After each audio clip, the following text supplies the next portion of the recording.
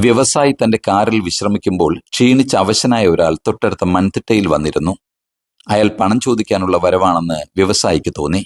കുറച്ചു കഴിഞ്ഞപ്പോൾ അയാൾ പറഞ്ഞു, താങ്കളുടെ കാറിന് നല്ല ഭംഗിയുണ്ട്. വ്യവസായി നന്ദിയും പറഞ്ഞു. കുറെ നേരമായിട്ടും അയാൾ മറ്റൊന്നും മിണ്ടാതായപ്പോൾ വ്യവസായി ചോദിച്ചു, താങ്കൾക്ക് എന്തെങ്കിലും സഹായം വേണോ?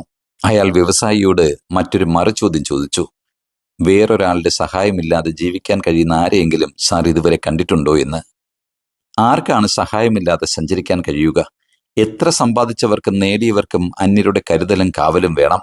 ഏത് നേട്ടമാണ് ആരെയും ആശ്രയിക്കാതെ നേടാൻ കഴിയുക? ഏത് വഴികളിലൂടെയാണ് തനിച്ചു മാത്രം നമുക്ക് സഞ്ചരിക്കാനാവുക?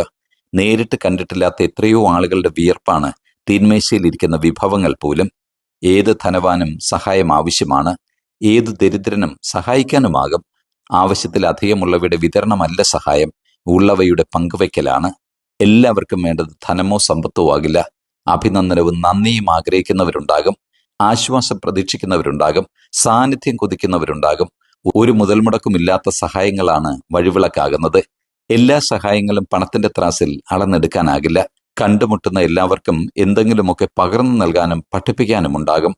നേരിട്ടോ അല്ലാതെയോ അറിഞ്ഞോ അറിയാതെയോ ലഭിക്കുന്ന പിന്തുണകളുടെ ശേഷിപ്പാണ് ജീവിതം. ഇത്തിരി വെട്ടം നൽകിയ മിന്നാമിനുങ്ങും മണ്ണിനെ ഉറപ്പിച്ചു നിർത്തിയ പുൽക്കൊടിയും രാത്രി മുഴുവൻ ഉറങ്ങാതിരിക്കുന്ന കാവൽ നായയുമെല്ലാം സഹായഹസ്തം നീട്ടിയവരിൽ ചിലർ മാത്രം.